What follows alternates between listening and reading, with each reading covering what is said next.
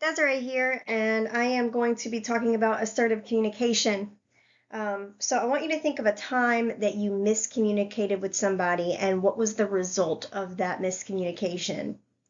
A lot of people have difficulty coming up with situations, so maybe you weren't being exactly clear with somebody and they messed up at work, or they showed up to the wrong place because they weren't clear on where you were.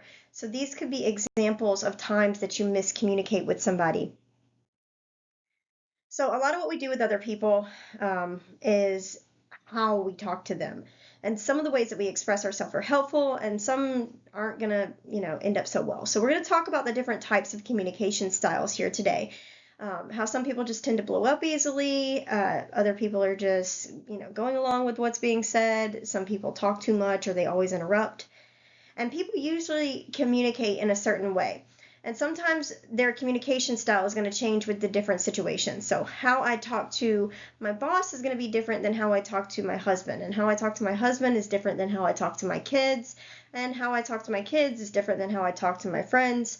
And if you've ever worked in the service industry, then you know what I'm talking about.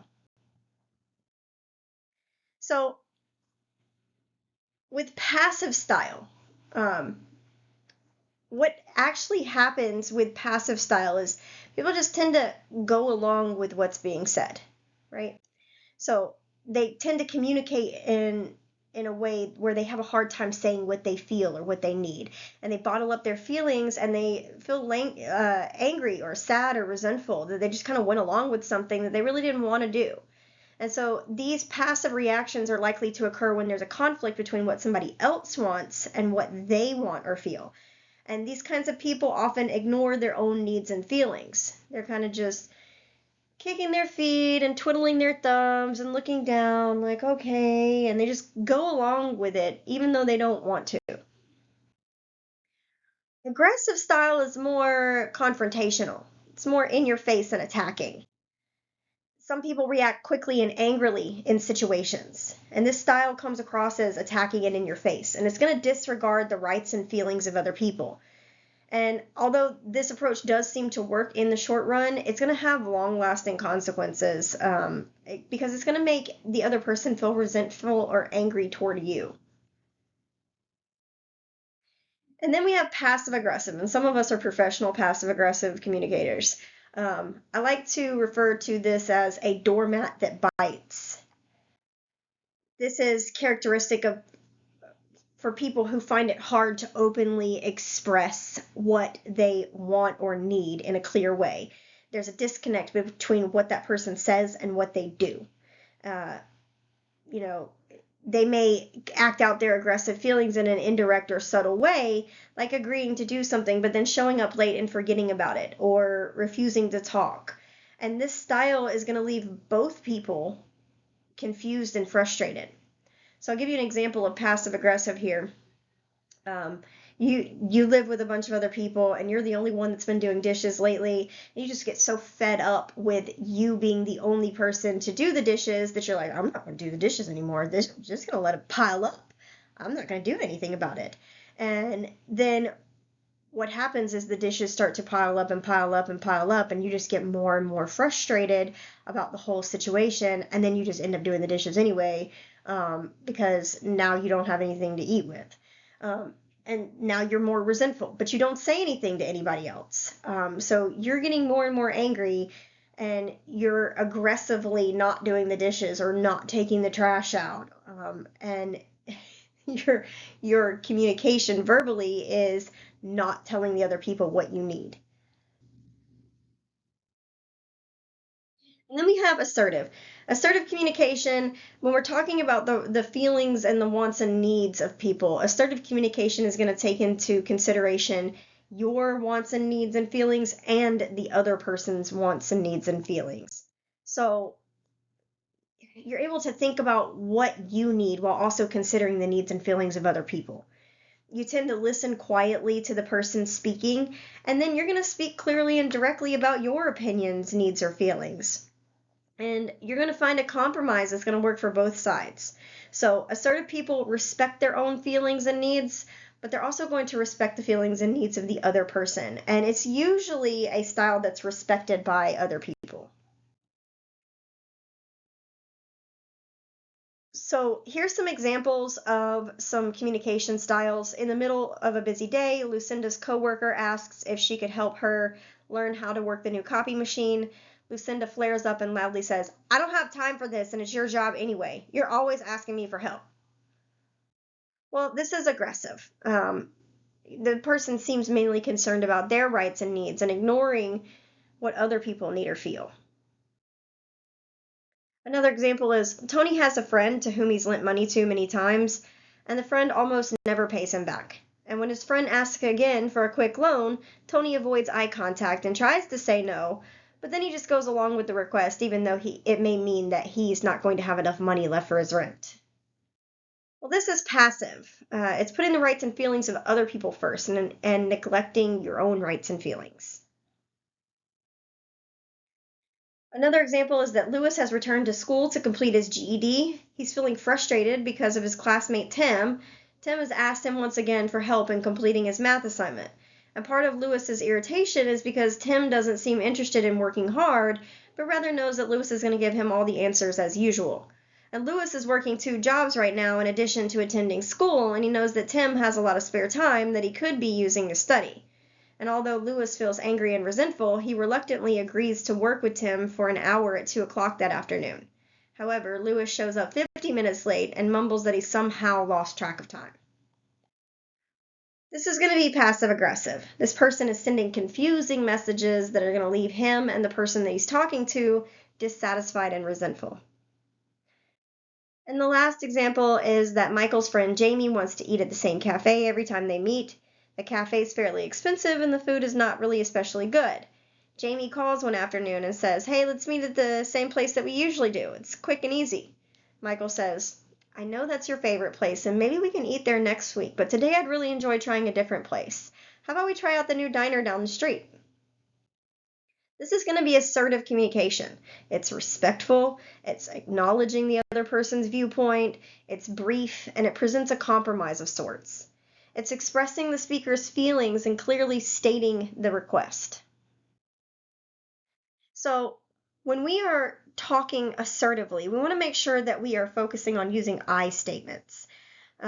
So, you want to focus on your perspective, your understanding, your needs, but you also want to acknowledge the other person's viewpoint as well. So, an example of this might be, "Hey, I know you need some help, but I have to leave now in order to get to work on time." And I'll go over I statements more in just a few moments. We always want to avoid absolutes like always and never. You always need something. You never listen, because always and never are very rarely true, and they're fighting words. They're going to make the other person defensive and angry. My son, right after I had my last baby, we have 1,000 board games and card games in the house, and we've played every single one of them as a family. And one day it was about 3 weeks after I had the baby, and I was really exhausted, and I had just got the baby down for a nap, and I was going to take a nap myself. And my 10-year-old at the time came in, and he was holding a board game in his hand, and he said, "Hey, Mom, can we play this game together?" And I looked at him and I was, "No, honey, I'm really tired right now. Mommy just needs to take a nap right now." And he said, "You never play games with us." Well, unfortunately, that wasn't true. We had played that particular game before together, and he really enjoyed it, and he wanted to play it with me again. And so, always and never are very rarely true. They don't always do something. They don't never listen. So if you say, "You always say that," okay, well, is that person walking around 365 days out of the year, 7 days a week, 24 hours a day, saying the same thing over and over again? No, they've just said it before and you didn't like it. Or, "You never listen to me." Okay, well, does that person never listen to you, or you just feel like you're not being heard recently? When we're talking to someone, we need to make sure that we're making eye contact with them, listening to them, You want to watch your body language. You want to make sure that you're not avoiding eye contact or slumping or shifting from foot to foot, because that can signal that you're unsure of yourself and signal that you don't know what you want or what you need.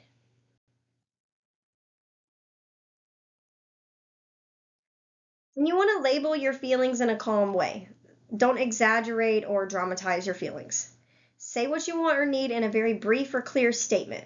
You want to avoid excuses or vague answers.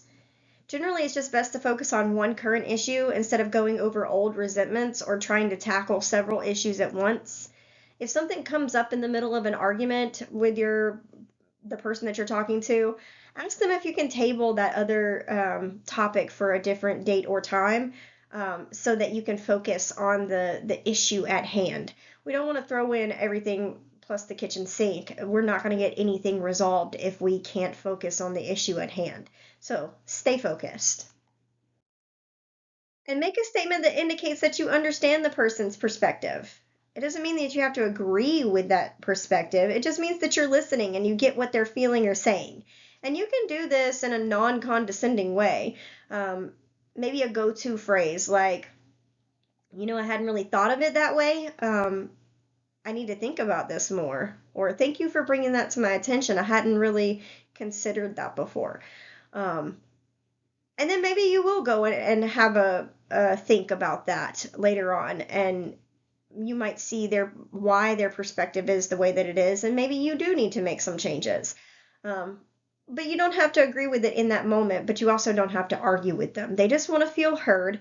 And so saying that simple phrase, I hadn't thought of it that way, I need to think about this more, is a good way for them to understand that, hey, I heard you and I will think about this. It doesn't mean that, hey, I agree with you. It just means I hear your concern and I'm going to think about it.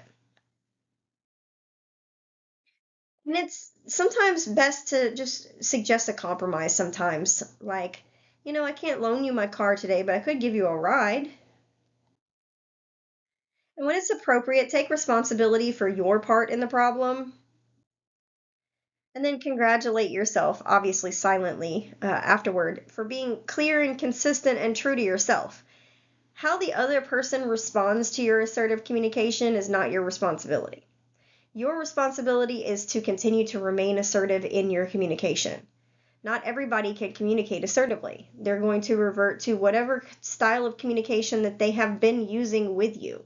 And so if you start to change up your style of communication to assertive communication, if you don't tell the other person what you're doing, like, I'm trying a new style of communication and this is what it is, and so this is how I'm going to start communicating with you. If you don't express that to the other person, then I promise you it's going to get way worse before it gets better. It will eventually get better as long as you're upholding your boundaries.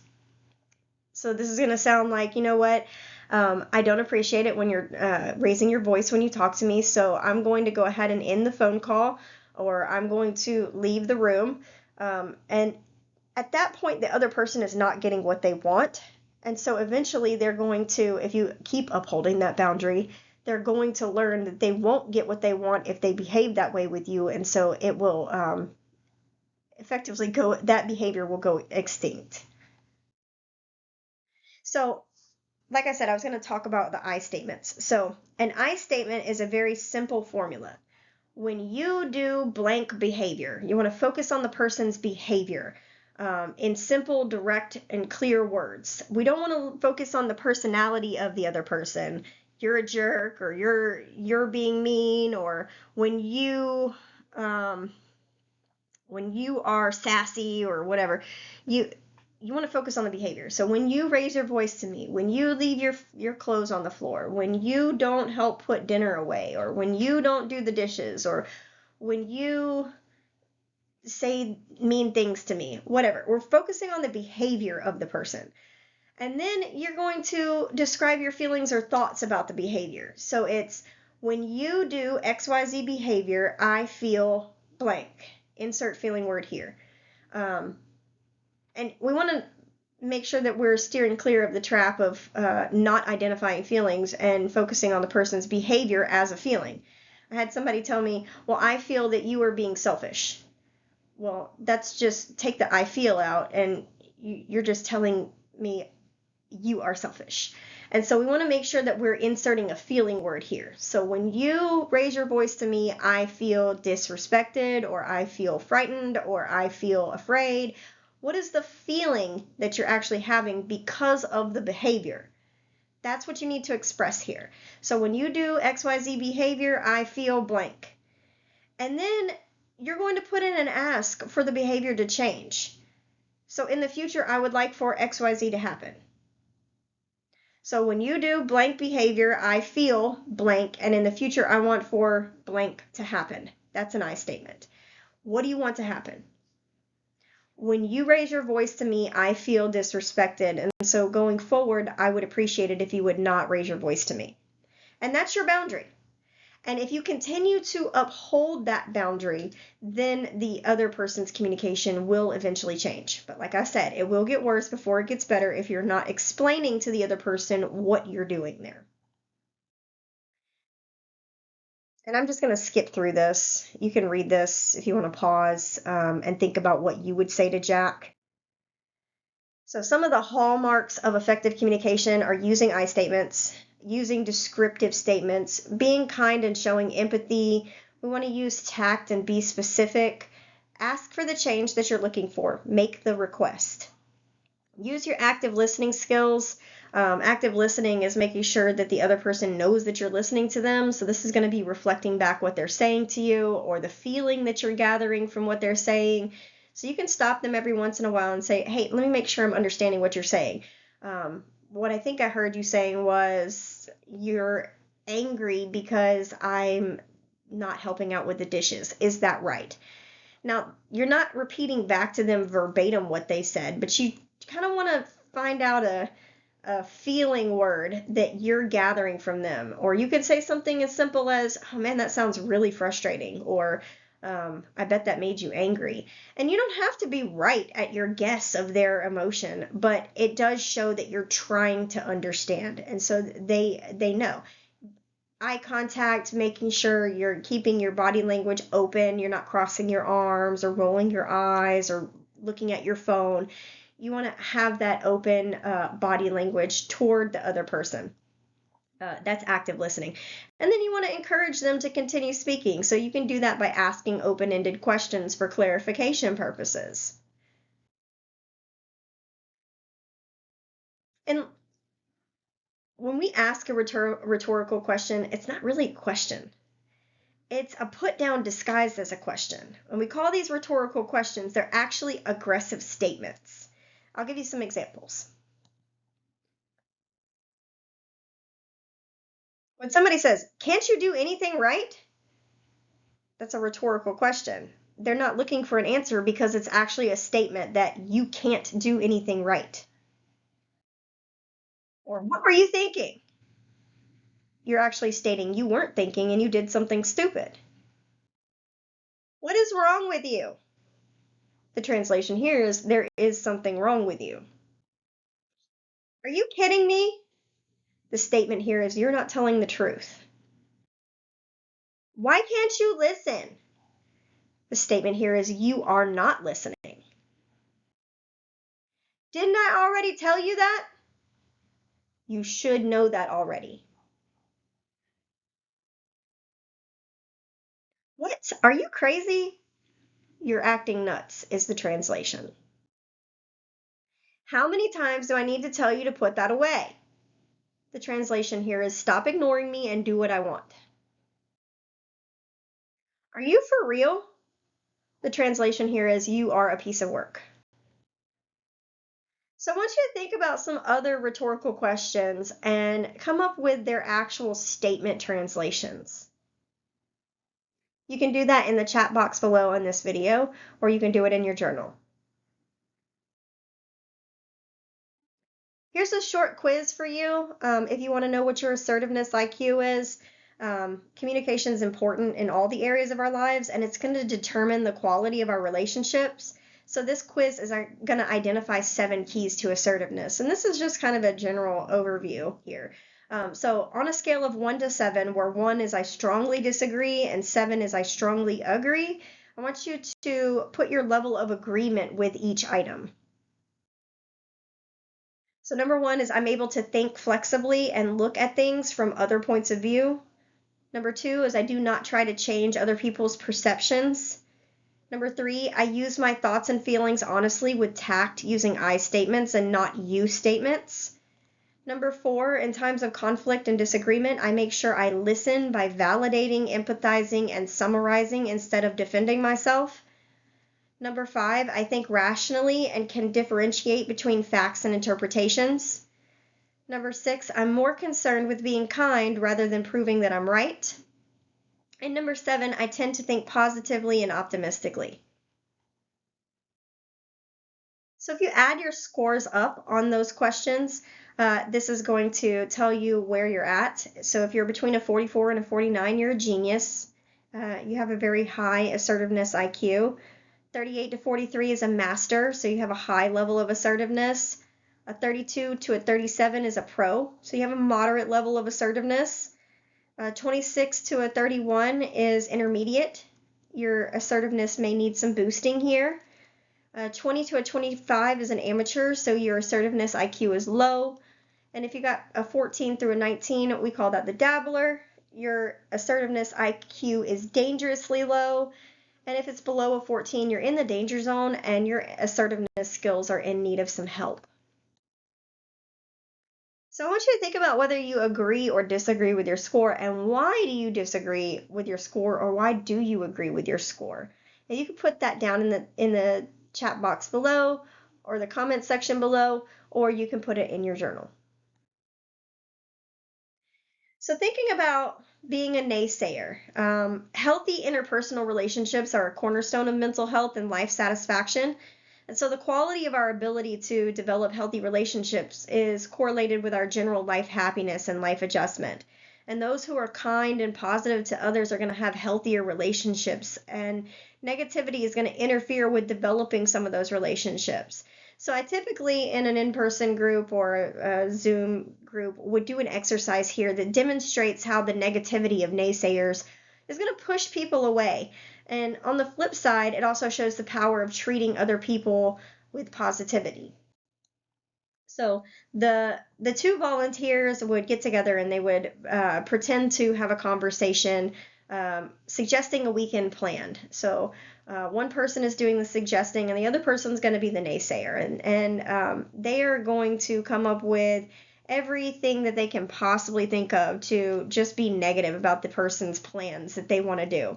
And then after a few moments of being the naysayer, then they switch up their tune and they become more like cheerleaders. And so every suggestion that's made by their partner, they're going to positively add to it, agree with it, say, yes, let's do that, show enthusiasm and encouragement for their partner's various ideas.